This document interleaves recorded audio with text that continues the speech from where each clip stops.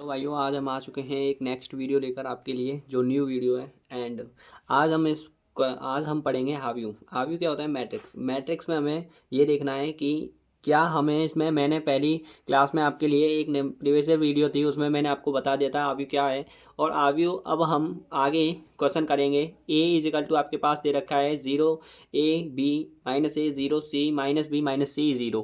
ठीक है, तो इसमें आपको निकालना है 1/2 ए प्लस ए डैश तथा ए 1/2 ए माइनस ए डैश। ये ज्ञात करना है आपको। समझ में आ रहा है? देखिए, तो इसको क्वेश्चन को सॉल्व करेंगे। सबसे पहले हमें ये सम्मित और विषम सम्मित बताना है, इसके बारे में एक्सप्लेन करना है। ठीक है, इनका अर्थ होता है, इसका अर्थ और इसका अर्थ क्या होता है। इसका अर्थ होता है सम्मित सम्मित सम्मित आव्यूह, और इसका अर्थ होता है, ये होता है सम्मित आव्यूह और ये होता है असम्मित आव्यूह। ठीक है, सम्मित और विषम सम्मित या असम्मित बोल दो आप इसे, सम्मित असम्मित कुछ भी बोल सकते हो। ठीक है, सम्मित या असम्मित आव्यूह, या इसे आप बोल सकते हो, दूसरा नाम होता है इसका विषम सम्मित आव्यूह। ठीक है, विषम सम्मित आव्यूह, विषम सम्मित आव्यूह। जिसे मना ना करने की जिसे मना ना कर सकें उसे क्या कहते हैं हम? विषम सम्मित। सॉरी। ठीक है, देखिए अब इसके बाद हमें सबसे पहले एक्सप्लेन करना पड़ेगा। पहले हमारे पास ए तो दे रखा ही है, तो हमें ए डैश निकालना है। ए डैश कैसे निकालते हैं? ए डैश हमारे पास जब आता है तो हम सबसे पहले इन जो रो हैं उन्हें कॉलम में रख देंगे, और कॉलम होगा वो रो में। समझ में आ रहा है? जैसे कि ये रो है, रो कॉलम में आ जाएगी 0 ए बी, और ये हो जाएगा माइनस ए 0 सी, और ये हो जाएगा माइनस बी माइनस सी और 0। टर्म आपके पास ये बन जाएंगे। ठीक है, दिख रहा होगा आपको, नहीं दिख रहा है तो थोड़ा और हैबिचुअली मैं थोड़ा और आगे पुशअप कर दूँगा। ठीक है, देखिए आप। सॉरी। ठीक है, अभी हमारे पास ए डैश इजकल हो जाएगा आपके पास ये। अब इस फंक्शन के अकॉर्डिंग हमारे पास ए और ए डैश दे रखा है। अब हमें इस फॉर्म में लिखना है, मतलब सम्मित आव्यूह में लिखना है। सम्मित आव्यूह आपके पास क्या दे रखा है उसके अकॉर्डिंग लिखेंगे। ठीक है, सम्मित आव्यूह बहुत मोस्ट सवाल है, आप इसको वेरी वेरी मोस्ट कर लीजिए, जो आपके लिए वेरी वेरी हेल्पफुल रहेगा एंड आपके लिए इजी भी सवाल है। सम्मित आव्यूह जो है वो बहुत ही ज़्यादा सरल है, लेकिन आपके लिए फिर भी और मैं थोड़े लिए हेल्पफुल रहा हूँ, जिसके लिए आप इन क्वेश्चनों को कर सकते हैं। ठीक है, 1/2 ए प्लस ए डैश हो जाएगा। अब यहाँ पे हमें एक्सप्लेन करना है, कितना हो जाएगा? 1/2 ए प्लस ए डैश हो जाएगा। इसको ए को रखेंगे हम यहाँ पे, ए पर कितना रखा है? 0 ए बी, और यहाँ पे आ जाएगा माइनस ए 0 सी, यहाँ पे आ जाएगा माइनस बी माइनस सी और 0। और सेकंड टर्म आपके पास क्या दे रखा है उसको लिखेंगे, क्योंकि अब सपोज करो आपके पास ये 1/2 किस में है, यहाँ पे भी एक कर्ली ब्रैकेट ले लेंगे, क्योंकि बड़ा क्वेश्चन में तो आपके पास क्या दिखाता है? आवी को शो करता है। प्लस करेंगे, ए डैश आपके पास क्या दे रखा है उसे लिखेंगे। ए डैश आपके पास 0 A B minus A 0 minus A 0 C, और माइनस बी माइनस सी और 0। ठीक है, इतना समझ में आया? अब देखिए इनको हम क्या करेंगे? जोड़ेंगे। ये कर्ली ब्रैकेट बंद कर दिया। समझ में आ रहा है? अब देखिए आगे, अब हमें इनको काउंट करना है। देखिए 1/2 अलग हो जाएगा, ये तो अलग ही है, स्टेप वाइज है। ठीक है, अब इनको देखिए 0 और 0 जोड़ेंगे तो 0 हो जाएगा। डायरेक्ट मैं जोड़ दे रहा हूँ, आप इतना तो होशियार होंगे। ठीक है, तो ए और ए इनको जोड़ेंगे तो कितना हो जाएगा? 0। बी और बी को जोड़ेंगे 0। ठीक है, माइनस ए को जोड़ेंगे तो कितना आएगा? 0 ही आएगा। जोड़ रहा है, हम इन्हें जोड़ना है। ठीक है, 0 और 0 को जोड़ते हैं तो 0, और सी और सी को जोड़ेंगे 0, ये भी 0 ये भी 0 0। तो इसका जो फंक्शन बन रहा है वो हमारे पास 0 बन रहा है। ठीक है, क्या बन रहा है? 0। अब 1/2 से डिवाइड करोगे तो भाई 0, तो 0 0 0 ही आएगा इसका आंसर। एंड आप लिख सकते हो यहाँ पे 0 0 0 0 0 0 और 0 0 0। अब आपको इस फॉर्म में आपके पास नहीं दे रखा होगा तो आपके पास फॉर्म दे रखी होगी ओनली 0। ठीक है, ये आपके पास एक ओ होगा, या फिर ओ बोल सकते हो या फिर 0 बोल सकते हो, एंड आंसर है। ठीक है, ये तो हो गया 1/2 वाला ए प्लस ए डैश। अब 1/2 ए माइनस ए डैश वाला देखेंगे, इस वाले फंक्शन को देखेंगे। ठीक है, सेकंड, फर्स्ट क्वेश्चन हो गया, सेकंड क्वेश्चन देखते हैं। देखिए सेकंड क्वेश्चन में क्या दे रखा है आपके पास, उसे लिखेंगे विषम सम्मित आव्यूह। अब ये सम्मित आव्यूह का आंसर आया है, विषम सम्मित आव्यूह देखते हैं। विषम सम्मित आव्यूह, विषम सम्मित आव्यूह क्या होता है इसके बारे में एक्सप्लेन करेंगे थोड़ा सा, और फिर देखेंगे आगे क्वेश्चन। ठीक है, और बहुत ही सरल तरीके से मैं आपको समझा रहा हूँ, बहुत ही इजी तरीके से। जोड़ घटाव तो आप जानते ही हैं, वही जोड़ घटाव इसमें है। ठीक है, इसमें क्या होता है कि रो रो से जोड़ते हैं, कॉलम कॉलम से जोड़ते हैं। इतना समझ में आया? ठीक है, तो देखिए अब विषम सम्मित आव्यूह क्या होता है। विषम सम्मित आव्यूह होता है हमारे पास 1/2 कोष्टक में ए माइनस ए डैश होता है, ये फॉर्म होती है। हमें इस फॉर्म को एक्सप्लेन करना है, किसके करवल? विषम सम्मित आव्यूह। अब देखिए ए कितना दे रखा है? ए दे रखा है ये, और बी ए डैश दे रखा है इतना। ठीक है, इनको रखेंगे, पुट कर देते हैं। ठीक है, देखिए अब यहाँ पे मैं इनको पुट कर दे रहा हूँ आपके लिए। ठीक है, 1/2 कर्ली ब्रैकेट लगाएंगे, फिर बड़ा कोष्टक। ठीक है, जो आपके लिए उसमें आव्यूह को दर्शाता है, इस बात से कि ये आव्यूह है, इसीलिए इसी से हमें रिप्रेजेंट पता चलता है कि ये आव्यूह है या फिर ये कुछ साइंडिक है। साइंडिक और आव्यूह में यही फर्क होता है। उसमें क्या होता है, उसमें मॉड दे रखा होता है और इसमें बड़ा ब्रैकेट, बात क्लियर है, ठीक है। जीरो यहाँ पे आ जाएगा माइनस सी, यहाँ पे कितना दे रखा है बी सी और यहाँ पे जीरो हो जाएगा, इतना क्लियर। एंड नाउ देन आगे आता है आपके पास क्या, सेकंड है ए डैश आपके पास दे रखा है इसमें zero A B, and second है माइनस ए जीरो सी, और यहाँ पे आ जाएगा माइनस बी माइनस सी और जीरो, ठीक है। ये टर्म बनेगा, ये टर्म बनेगा, और एंड क्रॉस इट, आप कर्ली ब्रैकेट इज क्लोज्ड, ठीक है। आगे देखिए, अब यहाँ तक क्लियर हो गया। अब इसी को घटाएंगे, हम घटाते हैं, चलिए 1/2। अब इसको मैं आपके लिए डायरेक्ट करके दिखाता हूँ, देखिए क्या हो जाएगा, फिर आगे अब आंसर सेट करेंगे। देखिए जीरो से जीरो में घटाएंगे तो जीरो ही मिलेगा, ए में से ए घटाएंगे, अगर माइनस माइनस है तो कितना हो जाएगा, ये प्लस हो जाएगा, और माइनस माइनस प्लस हो जाएगा तो 2a हो जाएगा। यहाँ पे बी है, माइनस करोगे तो 2b हो जाएगा। यहाँ पे ए है, ए में से ए करोगे तो -2a हो जाएगा। बात क्लियर, आप जानते हैं ना, माइनस माइनस क्या हो जाता है, प्लस हो जाता है, और माइनस माइनस क्या हो जाएंगे, प्लस। माइनस का चिन्ह है इसलिए माइनस आया, बात क्लियर है यहाँ तक, ठीक है। जीरो में से जीरो गया तो जीरो बचेगा, सी में से सी गया तो 2c बचेगा, क्योंकि भाई जीरो है, जीरो माइनस माइनस करोगे तो प्लस हो जाएगा, ठीक है, 2c हो जाएगा। और यहाँ पे माइनस भी है, माइनस बी में से माइनस बी चाहेगा तो माइनस के 2b हो जाएगा, ठीक है। इतना क्लियर हुआ आपके लिए। एंड सेकंड रीजन है आपके पास माइनस के 2c हो जाएगा, और यहाँ पे कितना हो जाएगा, जीरो, जीरो है तो जीरो में से जीरो कट जाएगा।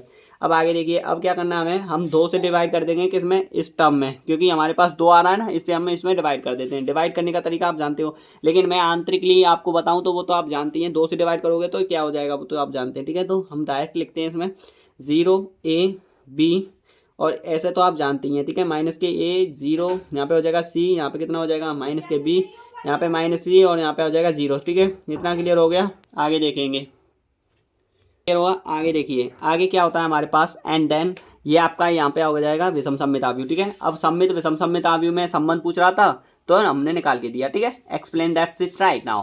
आगे देखेंगे, ठीक है। थोड़ी बहुत इंग्लिश चल जाती है, क्योंकि मैथ में भी इंग्लिश चलती है, आजकल इंग्लिश का ज़माना ही आप जानते हो बच्चों, ठीक है। देखिए आगे, अब सेकंड क्वेश्चन है आपके पास, सेकंड क्वेश्चन क्या है उसको देखेंगे। देखिए सेकंड क्वेश्चन आपके पास, यदि ए और तथा बी सममित आव्यूह हैं, मतलब समान कोटि वाले, कैसे समान कोटि है इन दोनों की, और सममित आव्यूह ए बी माइनस बी ए बराबर क्या होगा, ये आपको एक्सप्लेन करना है। इसमें मैं बता दे रहा हूँ आपको, इसमें आपको करना है कि सममित आव्यूह है ये, या विषम सममित आव्यूह है, या ये शून्य कोटि है, या इनमें से कोई नहीं, ठीक है। ये 4 ऑप्शन है आपके लिए, ठीक है।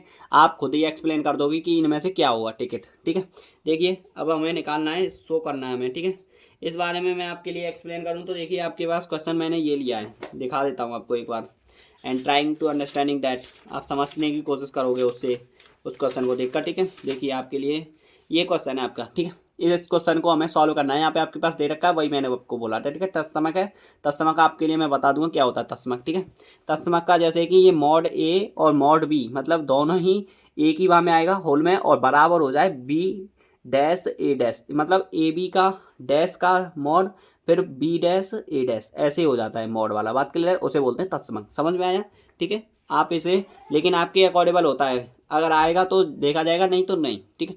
देखिए ए और बी डैश समान कोटि के तत्समक होते हैं। समान कोटि के तत्समक क्या होता है, जैसे कि दिया है, लिखना है आपको, दिया है ए व बी समान कोटि, समान कोटि, समान कोटि के तत्समक हो जाएंगे, ठीक है। यहाँ तक क्लियर हो गया। एंड देन आगे देखिए, अब ए हम मानेंगे, यहाँ पे लिखेंगे लेट, या फिर आप मान लेते हैं ए बराबर होता है ए डैश, क्योंकि समान कोटि है तो ए डैश मानेंगे, ठीक है। बी बराबर हो जाएगा बी डैश, बात क्लियर है। अब हमें बोल रहा है कि A B minus B dash B A का डैश क्या होगा, ठीक है, ये बताना हमें। तो हमें सॉल्व करना है A B minus B A का whole dash, A B minus B A का होल डैश इजकल टू क्या होगा, ये बताना हमें, इसको प्रूफ करना है। ये माइनस में आया तो विषम सममित है, प्लस में आया तो सममित है, और नहीं आया मॉड में आया तो वो आपके लिए क्या हो जाएगा, तत्समक है। और शून्य कोटि अगर जीरो हो गया तो शून्य कोटि हो जाएगी, ठीक है।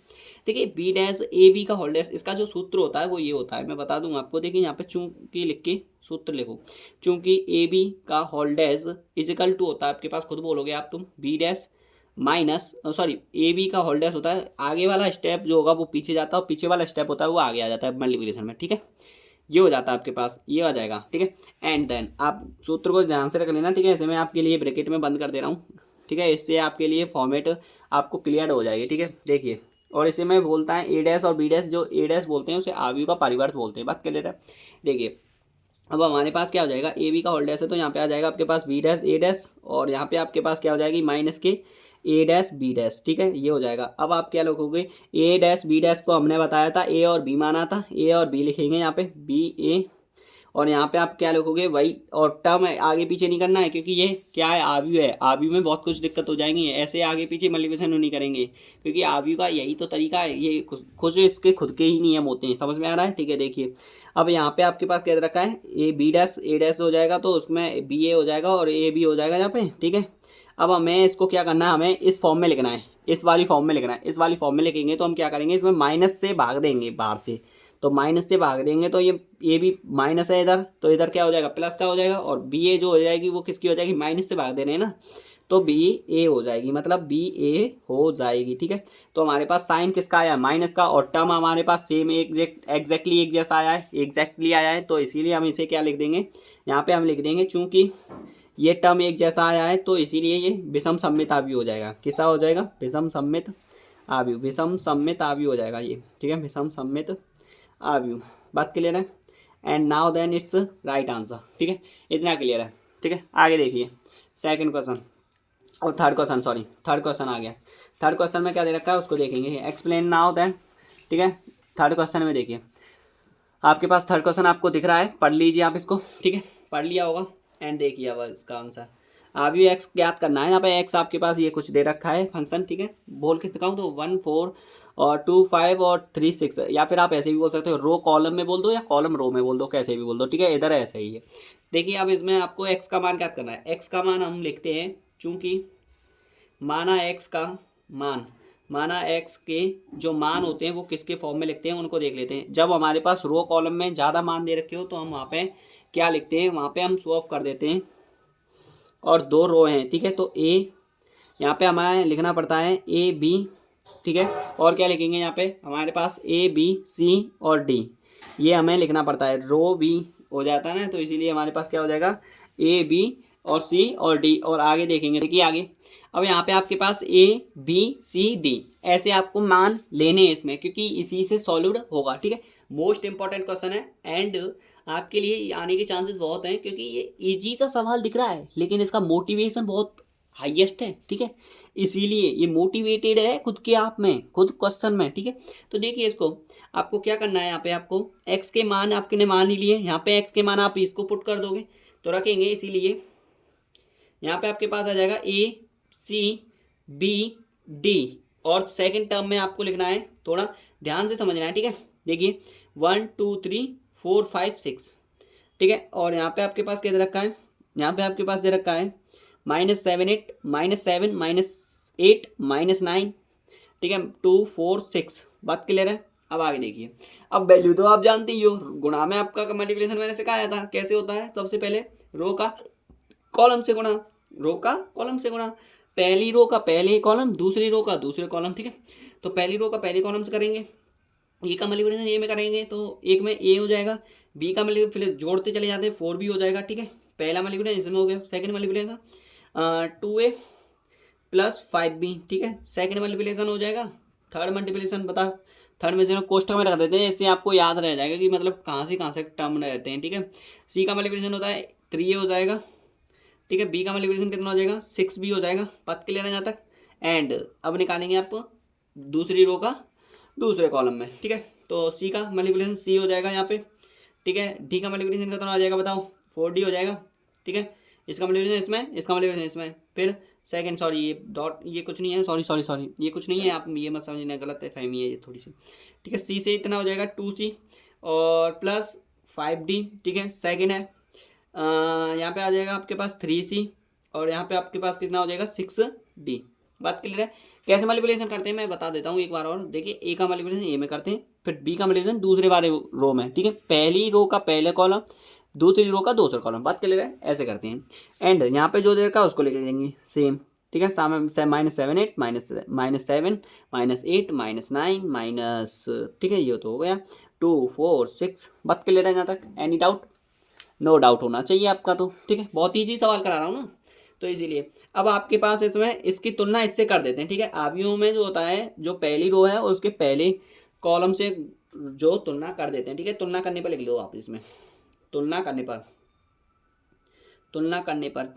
करेंगे तो आपके पास क्या आ जाएगा, a + 4b = आपके पास -7 हो जाएगा। ठीक है, तो a बराबर कितना आ जाएगा, पहले इसको निकाल लेते हैं, तो माइनस मतलब सॉरी a बराबर कितना हो जाएगा, अभी आपके पास जस्ट वेट इट, यहाँ पे आपके पास क्या दे रखा है वो आप ऐसे की ऐसे ही एक्सप्लेन कीजिए। अभी जस्ट वेट इट ऐसे नहीं आएगा, ठीक है आंसर। पहला समीकरण हो गया, सेकंड समीकरण देखिए 2a और -8, ठीक है 2a प्लस 5b, सेकंड निकाल रहे हैं हम, सेकंड वाला केस निकाल रहे हैं, ठीक है 2a प्लस 5b बराबर, अभी ऐसे नहीं आएगा क्योंकि ये विलोपन विधि वाली जाएगी, ठीक है आपने पढ़ा होगा क्लास 10th में, ठीक है तो वो वाली विधि से लगेगा इसमें -8, या फिर आप प्रतिस्थापन कोई सी भी लगा सकते हो, समीकरण सेकंड, ठीक है यहाँ तक क्लियर हुआ। एंड आप अब इसमें कोई सी भी विधि लगा सकते हो, आप इसमें विलोपन लगा दो, प्रतिस्थापन कोई भी लगा दो, ठीक है तो मैं इसमें कोई सा भी लगा देता हूँ, मैं आपके लिए इसमें विलोपन ही लगा देता हूँ, ठीक है कौन सी वाली, विलोपन से। यहाँ पे लिख देता हूँ थोड़ा सा, मैं थोड़ी सी लिख देता हूँ विलोपन विधि से, ठीक है विलोपन विधि से, यह आपने पढ़ी होगी क्लास 10th में बहुत ही अच्छी तरीके से। एंड बेटर लक इट है, ठीक है तो हमें क्या करते हैं, हम समीकरण फर्स्ट में क्या कर देते हैं, सीधा सीधा मल्टीप्लिकेशन कर देते हैं, ठीक है इतना क्यों लेंदी लेना, ठीक है पहले में क्या है हम ए को घटाना चाह रहे हैं तो ऊपर के में 2 से मल्टीप्लिकेशन और एक नीचे के में 1 से मल्टीप्लिकेशन, बात क्लियर है। ये तो मल्टीप्लिकेशन हो गया, तो ऊपर के में 2 से मल्टीप्लिकेशन करेंगे तो कितना हो जाएगा यहाँ पे 2a plus 8b, 2a plus 8b minus 40, 2 से मल्टीप्लिकेशन हो गया, ओके। देखिए ये तो सेम है, नीचे वाला तो उसमें तो एक का मल्टीप्लिकेशन कितने से भी कर दीजिए वो सेम संख्या आती है, बात क्लियर है। आगे देखिए घटाने पर करेंगे या जोड़ने पर करेंगे, घटाने पर करेंगे बच्चों, घटाने पर, ठीक है। आगे देखिए ये माइनस का साइन हो जाएगा, ये माइनस का ये प्लस का हो जाएगा, ठीक है जो चेंज हो जाते हैं वो चेंज हो जाते हैं, -2a कट जाएगा, ये कितना हो जाएगा माइनस के प्लस, प्लस माइनस माइनस हो जाएगा तो प्लस के 3 भी आ जाएगा, बराबर होता है प्लस माइनस क्या हो जाएगा -6 हो जाएगा, बात क्लियर है यहाँ तक। Any doubt for this, no doubt तो होना ही नहीं चाहिए बच्चों आपको, ठीक है तो आगे देखिए अब आपके पास कितना आ गया, b बराबर कितना आ जाएगा, यहाँ पे आप लिख सकते हैं थोड़ा सा छोटा कोष्टक लगाएंगे इसमें, तो b बराबर आपके पास हो जाएगा -2, ठीक है। a का मान आप कहाँ से रखोगे, a का मान समीकरण फर्स्ट में रख दीजिए, समीकरण फर्स्ट में a का मान, समीकरण फर्स्ट में a का मान, ठीक है बस सॉरी b का मान रखने पर, b का मान रखोगे तभी तो a का मान आएगा, इतना तो आप जानते हैं, ठीक है तो b का मान रखेंगे a में, ठीक। देखिए क्या दे रखा समीकरण first, a plus 4b equal to -7, ठीक है क्या लिख रहा है हमने ये लिखा, और a प्लस 4b की वैल्यू हो जाएगी 4 गुणा -2 बराबर कितना हो जाएगा -7, ठीक है यहाँ तक क्लियर हुआ। एंड देखिए आगे a बराबर मैं इसको डायरेक्ट कर दे रहा हूँ, ठीक है कितना हो जाएगा -7, इतने आएगा -8 हो जाएगा, इतना जाएगा तो किस में हो जाएगा प्लस का 8 हो जाएगा, और a बराबर कितना आ जाएगा बताओ जरा, a बराबर आ जाएगा 1, ठीक है। अब आपके पास इतना तो पता चल गया होगा, b बराबर आ गया, a बराबर आ गया, अब रह गया c और d। अब मैं खाली कोई से भी टर्म ले लेती है, आप भले ही इनको मत लेते, आप इन दोनों को ले लेते तब भी आ जाता, आप इनको ले लेते तब भी आ जाता, और हमने इनको लिया तब भी आ गया, ठीक है कैसे भी ले सकते हो, लेकिन पहली रो का पहली ही रो से आपको देखना पड़ेगा, पहली रो का पहली ही रो की कंपैरिजन में आपको करना पड़ेगी तुलना, ठीक है। अब सेकंड देखते हैं c plus dy, c plus 4d और 2c प्लस 4d, बात क्लियर है। यहाँ पे देखिए अब इसको देखिए आगे देखिए, यहाँ पे देखिए समीकरण सेकंड ले रहे हैं, c प्लस 4d बराबर कितना दे रखा है 2, समीकरण नंबर फर्स्ट पहली रो का पहला, इसको ले लीजिए आप या फिर इसको ले लेते हैं, चलो कोई सा भी लीजिए आप, आपको डाउट नहीं होना चाहिए बच्चों, ठीक है जो भी है खुल के बात करो, ठीक है। देखिए अब इसको समीकरण फर्स्ट सेकंड मान लेते हैं या थर्ड कोई सा भी मान लीजिए, सेकंड केस है ना, आप केस सेकंड डालिए यहाँ पे, केस सेकंड है ये, ठीक है ऐसा कर दीजिए जिससे आपको पता चल जाएगा ये क्या चीज़ है, ठीक है दिख रहा है ना, ठीक है केस सेकंड है ये मैं बोल रहा हूँ उसे ध्यान दो, ठीक है।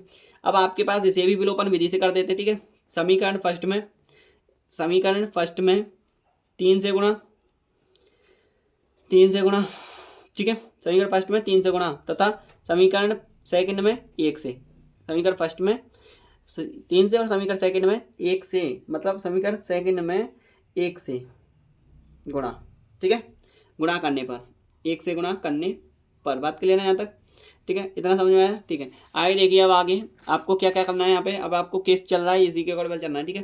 समीकरण फर्स्ट में 3 से गुणा करोगे तो 3c प्लस 4 12d बराबर हो जाएगा 3 दूनी 6, नीचे कितना हो जाएगा 3c प्लस 6d बराबर 6, ठीक है यही तो आ रहा है कि कुछ और है, देखना जरा देखते हैं, रुक जाओ।